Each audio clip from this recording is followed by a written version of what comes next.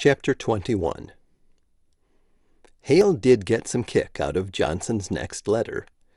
Everybody likes to be appreciated, and the letter started off with a string of good, mouth-filling compliments on Hale's splendid success. The speed with which he was grasping the essentials of Johnson's methods, etc. The letter went on. Now that you have won your spurs, as one might say, in our somewhat unusual business, I have another task for you. You are no doubt familiar with the work of Fermi and Hahn in the disintegration of the uranium atom. In the ordinary type of atomic disintegration, by which it has been possible to transmute elements for several years, the products are a new element of slightly lower atomic weight, and a few hydrogen and helium atoms. The energy released, while large in terms of electron volts, is much too small to keep the reaction going by itself. It is, therefore, necessary to continue to supply the target with a much greater amount of power from outside than can ever be gotten back in the form of atomic energy. However, Fermi and Hahn discovered that uranium, under neutron bombardment, splits into barium, mesurium, and several other elements, such as iodine and caesium, with the release of enormous atomic energy of the order of 200 million electron volts. This discovery has aroused the hope that a self-sustaining, controllable atomic disintegration reaction may be worked out at last. I need hardly remind you of the effect of such a discovery on the technique of war. If the energy of 10 pounds of uranium oxide could be released all at once, it could easily wipe a large city off the face of the globe. When the significance of these impending discoveries seeps down to the level of the average man in all countries, he will be made more apprehensive and unhappy than ever by the knowledge that if a hostile government effects an atomic explosion anywhere in his neighborhood, he will have virtually no chance of escape. This will be much worse than the present threat of an air raid, which, while it can do great damage and kill thousands of people, cannot destroy more than a small fraction of a modern metropolis at one time, simply because of quantitative considerations. As I say, the general impression among informed persons is that the discovery of such an atomic reaction is not far off. It is, in fact, nearer than they think. I have been observing the work of a Professor A.G. Dixon of Edinburgh, Scotland, and he appears to have the solution, though it has not yet been published, and will not be soon. I have had his figures checked by the most competent mathematicians of Europe, and they agree as to their correctness. Professor Dixon has discovered that controllable atomic power cannot be obtained from uranium or any of its compounds. The reaction dies out too quickly to be self-sustaining. But it can be obtained from thorium, which is another heavy radioactive element. In line with my policies, it is obviously undesirable that these facts become known immediately, as that would settle the question one way or the other. While it is still unsettled, we can keep the world's governments in a constant state of fear regarding the possible effects of atomic energy, and none of them will dare take any overt action in the absence of precise knowledge of the effects of this scientific advance. We must, therefore, divert the attention of the world's physicists from thorium and keep it concentrated on uranium, with which so many of them have been working since the Fermi-Hahn discovery. When they have finally discovered that they are up a blind alley, we can afford to let the truth become known. I shall, therefore, take steps to prevent the publication of Dixon's work, and to divert this scientist from his present line of research. You will do what you can to renew the interest of American physicists in uranium. It has been flagging lately, since Columbia University's investment in a cubic foot of uranium oxide for research produced much interesting data, but nothing tangible in the way of controlled, self-sustaining atomic power. To save you time, I might mention that the country's outstanding uranium enthusiast is Dr. L.R. Kammeyer, the head of the physics department at the Southwestern Institute of Technology. This time, Hale didn't sit around and mope. He knew next to nothing about atomic physics, but he plunged into the subject with as much energy as could be expected of a man of purely non-technical background.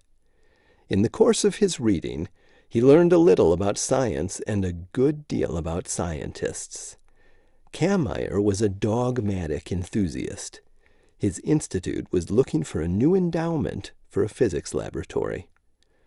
Hale reached into the Southwestern Tech envelope in the files and came up with a bunch of papers. One fell out and spun to the floor, as if inviting his attention. He picked it up. It was several sheets clipped together.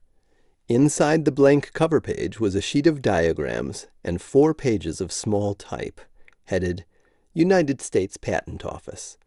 Below this phrase, in bold-faced type, he read, 1995001 vacuum tube.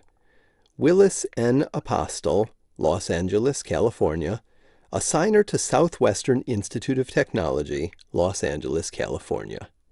Application, May 17, 1933, serial number 671-497-12, claims CL 41-126.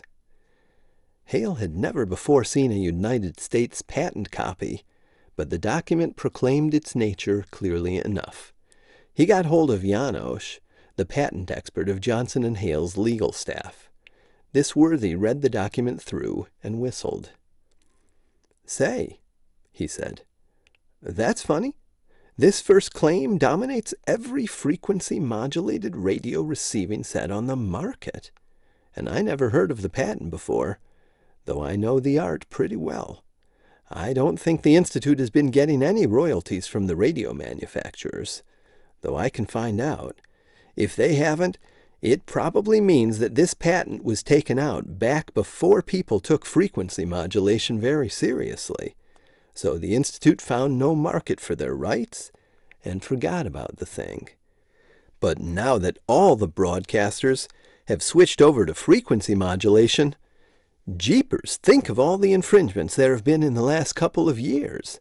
The patent only has a couple of more years to run, and we can't sue for infringements that took place over 6 years ago on account of the statute of limitations. But we've still got the radio manufacturers by the short hair if we want to call the Institute's attention to their position, and if that first claim isn't anticipated by the prior art." Hale frowned. "The radio companies are pretty tough customers, being hooked up with General Motors and people like that. Are you sure they couldn't string the litigation out indefinitely?" "Not a chance. They can delay a little, of course, and that might be serious to somebody who didn't have the $10,000 that a normal infringement suit takes. But they can only stall for so long, and then we'll have them. Want me to go ahead with the preliminary investigation?" "Yeah, sure. Go ahead, Mr. Janosch. Let me know." "Oh, of course, Mr. Hale. You don't have to tell me that." The first really hot evening, Gloria enjoyed lolling in a lawn chair on the terrace, and Eugene Banner relaxed completely. But Hale's tortured mind kept turning to the Burkes and why they weren't happy. After all, he asked himself, what did they have before? A monotonous routine. Up at 5, sweep, scrub, shovel coal, make beds, argue rent out of people as poor as themselves, dispossess tenants with no place to go, make all the repairs in the house, all day and half the night, 7 days a week, for just enough to keep them from going hungry. Did they like that? Impossible. Then what was it? Well, no friends, discomfort in their elegant apartment, and you know how snobbish the well-to-do are. They haven't the easy friendliness of the poor, nor the self-confidence of the very rich, who can afford to make all kinds of friends. Damn it! Was that really the answer? If it was, how about all the people who make small fortunes? There were always plenty of them, rising from nothing. They managed to get by? "Mighty nice up here," said Banner. "You can almost forget the trouble down below." "What trouble?" asked Hale inattentively. "Shaky market, factories closing, unemployment." "Oh, that," said Hale gloomily. Banner sat up. "Oh, that? What the hell have you got to worry about that's bigger than the mess this country's in? Where do you come off saying, 'Oh, that'?" Hale didn't hear him. He thought, maybe it was his fault the Burkes were unhappy, the result of an error like that with his own spell. No, that couldn't be. He had told Johnson he had wanted the Burkes made happy, and Johnson had managed the whole thing. Banner was shaking his arm. "What the devil's the matter with you, son? You're not the same shrewd, obstinate guy who busted into my office and said he wanted to marry my daughter. Come on, speak up." "I don't know what's the matter with him, Daddy," Gloria complained. "Only this morning he was so full of life." "I'm all right," grumbled Hale. "Just some business worries." He thought, and went on cautiously. "When I got that partnership with Johnson, I bit off a little more than I expected." It was partly true. The Southwestern Tech deal had gone off with the greatest of ease. The radio manufacturers had given in to the threat of an infringement suit without a struggle. The Institute now had enough money to keep its uranium research program going for years. But Hale found his enjoyment of this new triumph somewhat tepid. In an effort to take his mind off the Burkes, he had been thinking about his plan for keeping Bispham and his newspapers afloat. He had found the man to locate and rope his sucker, a Prince Igor Vershinin, who was a customer's man, female customers, for Titus, Farnsworth, and Quinn, and who had assured Hale that nothing would be easier, for, of course, an appropriate consideration. Banner resumed his seat. "That's it, is it? Can't say I blame you, with things the way they are. Say, you're usually pretty well posted. What do you think'll be the outcome?" "Of what?" "I mean, which way'll the country jump?" "How should I know?" "That's what everybody says. You know, Bill, it's enough to scare anyone out of reaching into his pocket. Isolation's all right. You can make real money at it, selling to both sides, but you got to depend on staying neutral. Get what I mean?" "Yeah." "Suppose you're an exporter. Until you know whom you can collect from, you're not going to sell to either side and take a chance of bad debts or embargoes. Or suppose you make automobiles. In case of war, your plant will be converted into an airplane factory, maybe. But if the country stays isolationist, you can go on making cars without changing all your equipment. Like this, though, you don't dare make either cars or airplanes for fear of being stuck with a fortune in half-processed materials. Look here, Bill, I'm not a stubborn guy. I can see both sides. Either isolation or intervention would be a good thing, if we'd only decide on it." His voice rose to an agitated howl. "But for Pete's sake, let's make up our minds. This waiting around's what's putting capital in a panic, throwing people out of work, torturing the whole country." Hale squirmed uneasily. "Is it really making you so unhappy?" "You bet it is. Advertising increases when sales drop. I haven't done so well since 32. But so help me, Bill, I'd cut my business to half of my lowest year if it'd mean getting rid of this suspense."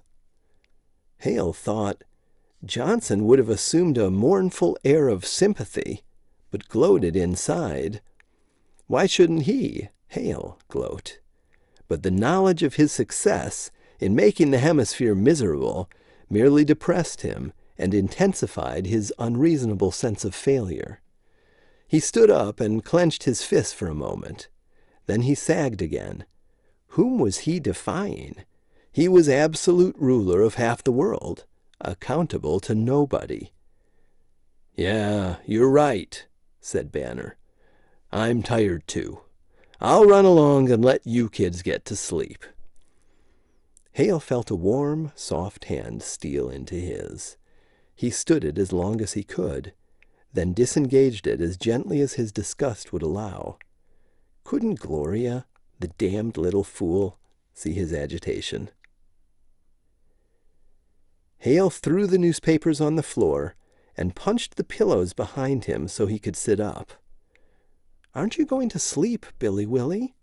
Gloria asked plaintively. He ignored her. Panic, fear, anxiety.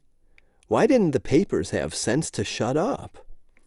"Billy Willie, can't you do your thinking in the morning?" "Please be quiet and go to sleep," he said tensely. She blinked a tear out of her eye. "You don't love me any more." "I do." He heaved over on his side, with his back to her. This time he wasn't going to be wheedled out of thinking. Listening to her suppressed sobs couldn't possibly add to his unhappiness. His unhappiness? He had tricked Lucifer into making him a partner for the express purpose of making himself happy. He had appropriated everything he thought necessary to that end. Then why should he be wretched? And why should the Burkes be unhappy, with all the means of avoiding that state? Was anybody happy? His father-in-law wasn't, despite his huge success in the advertising business. His new tool, Vershinin, wasn't, despite a good job with Hale's stockbrokers and the prospect of a fat commission when he had nailed Hale's picture-buying sucker. The Russian migrant was a likable enough chap, despite a broad streak of woolly mysticism, but his associates regarded him as a sort of glorified gigolo. Hale had guessed that Vershinin hotly resented this, but could do nothing about it. He could no more shed his accent in his manner than he could shed his skin. If he could, with a little thought and guidance, make hundreds of millions unhappy, why couldn't he give happiness to a few? The botching of the spell on himself and Gloria had been his fault. Had it? He hadn't known he was casting a spell until it was too late.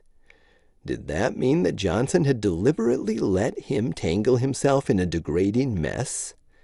Impossible. Johnson always lived up to his promises.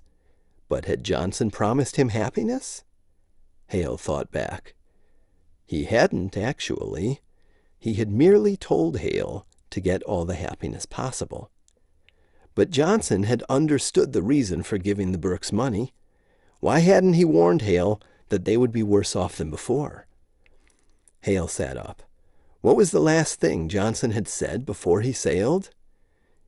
"Anything you do, no matter what it is, will increase the misery and torments of the people, because that is how hell is constructed." Had Hale imagined that? He must have. There was no logic in it. Even Lucifer must understand that to appreciate unhappiness, you must have something to compare it with. To cause unhappiness, you ought to be able to create joy, or at least contentment. Certainly he could affect misery, but that wasn't the real test of a ruler. Could he create happiness also? Well, he could have made Gloria and himself happy if he'd been told. He put that thought out of his mind, for it raised the suspicion of treachery. He refused to think about the Burkes. After all, he couldn't base his argument on the lives of 4 insignificant people. The big thing was his paralyzing the hemisphere. He had done it, but he hadn't seen the magnitude of the results. Millions out of work, increase in the relief budget attacked by the economy lobby, and effectively, since they were now so powerful. Hunger marches, riots, strikes, lockouts, freezing of credit. Out of all that torment and strife, there should have been a little happiness. The isolationists and the economizers should have felt jubilant. But actually, they were as frightened as the rest of the country. If he and Johnson hadn't intervened, the government supporters, at least, would have been happy. Or would they? It seemed that people were unhappy no matter what you did. Then he had heard Johnson correctly. Like a sign shoved before his imprisoned eyes, a single point forced itself into his mind. The basic philosophy of hell. The damned were in hell because they deserved to be there, and if they belonged there, their function was to suffer torment. But why didn't they know what their crimes were? And what were the crimes that deserved such frightful punishment? He, Lucifer's partner, didn't know. But Johnson, Lucifer, would know. Lucifer would tell him.